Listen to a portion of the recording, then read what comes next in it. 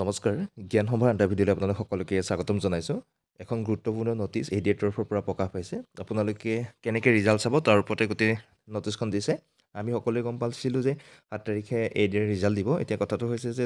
এডিএৰ result সম্পৰ্কে এখন গুৰুত্বপূৰ্ণ ন'টিছ ইয়াতে কৈছে যে provisional result of the written examination OMR based for the various class 3 post আৰ এডভাৰটাইজ ইয়াতে যিটো এডভাৰটাইজ আছিলে সেই এডভাৰটাইজ নংটো আপোনালোকক দিছে আৰু কৈছে যে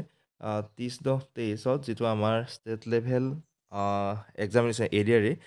ক্লাছ 3 হৈছিলে তাৰে ৰিজাল্ট 7/3/25 ইতিমধ্যে ডিক্লেয়াৰ কৰিব বুলি মুখ্যমন্ত্ৰীয়ে ঘোষণা কৰিছিলে তাৰ পিছৰ কথাখিনি হৈছে যে আপোনালোকে এতিয়া কি কৈছে যে সেই যিসকল পৰীক্ষাৰ্থীয়ে পৰীক্ষা দিছিলে তেওঁলোকে ৰিজাল্ট কেনেকৈ চাব ইয়াতে উল্লেখ কৰিছে তেওঁলোকে কি কৰিব লাগিব আছাম ষ্টেট স্কুল এডুকেশ্যন বৰ্ডৰ বা যিটো seva.online.org যিটো অফিচিয়েল ৱেবছাইট হয় বা assam.gov.in যিটো ৱেবছাইট হয় এই ৱেবছাইট দুটাৰ জৰিয়তে তেওঁলোকে ৰিজাল্ট চাব পাৰিব আৰু ৰিজাল্ট চোৱাৰ সময়ত আপোনালোকৰ কি প্ৰয়োজনীয় হ'ব আমি আগতে এটা ভিডিঅ' ইয়াত ওপৰত দিছিলোঁ আপোনালোকক এটা এপ্লিকেশ্যন নম্বৰ লাগিব যিটো আপোনালোকে ফৰ্ম ফিল আপ কৰোঁতে পাইছিলে আৰু লগতে এটা আপোনালোকৰ পাছৱৰ্ড লাগিব যিটো পাছৱৰ্ড আপোনালোকে ফৰ্মখন ফিল আপ কৰোঁতে দিছিলে চ' এপ্লিকেশ্যন নাম্বাৰ আৰু পাছৱৰ্ড দিয়াৰ পিছত আপোনালোকে আপোনাৰ ৰিজাল্ট শ্বীটটোলৈকে যাব পাৰিব এই দুটা ৱেবছাইটত কি কৰিব লাগিব 7/3/25 অৰ্থাৎ 7 মাৰ্চ তাৰিখে যেতিয়া তেওঁলোকে ৰিজাল্ট আপলোড কৰিব তেতিয়া কি কৰিব এই দুটা ৱেবছাইটৰ জৰিয়তে এপ্লিকেশ্যন নাম্বাৰ আৰু পাছৱৰ্ড দি আপোনালোকে আপোনালোকৰ ৰিজাল্টটো চাব পাৰিব ইয়াতে উল্লেখ কৰা হৈছে successful candidate of the written examination OMR based will be have appeared for the next level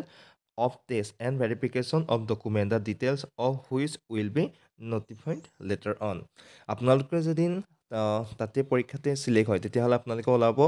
তাতে যিটো ষ্টেটাছ ওলাব যে এনেকৈ ওলাব আপুনি নেক্সট এক্সামৰ কাৰণে আপুনি কোৱালিফাইড হৈছে যদি আপোনাৰ ৰিজাল্ট ভাল হোৱা নাই তেতিয়াহ'লে আপুনি নট কোৱালিফাইড বুলি ওলাই যাব চ' যিসকল কোৱালিফাইড হ'ব তেওঁলোকৰ বাবে কি হ'ব নেক্সট লেভেল যিটো এক্সামিনেশ্যন হ'ব তেওঁৰ বাবে ডকুমেণ্ট ভেৰিফিকেশ্যনৰ পৰা আদি কৰি সেই কামখিনি কৰিব লাগিব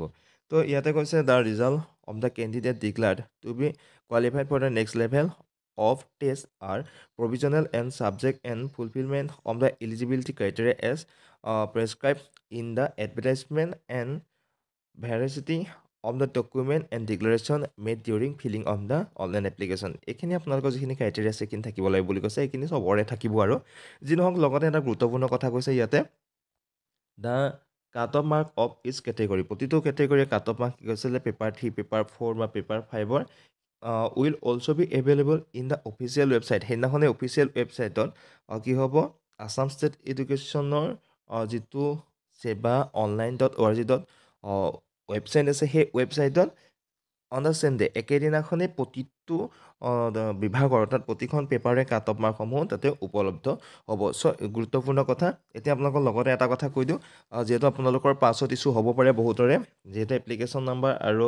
পাছৱৰ্ড দি আপোনালোকে ৰিজাল্ট চাব লাগিব পাছৱৰ্ড ইছ্যু হ'ব পাৰে কাৰোবাৰ পাছৱৰ্ড পাহৰিব পাৰে কাৰোবাৰ পাছৱৰ্ড ভুল হ'ব পাৰে তো পাছৱৰ্ড যদি পাহৰে ভুল হয় তেতিয়াহ'লে আপুনি এটা কাম কৰিব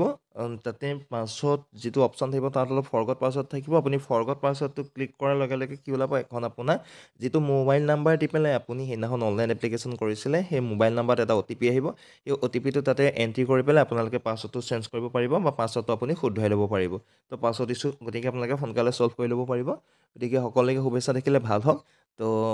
ভগৱানে সহায় কৰক ধন্যবাদ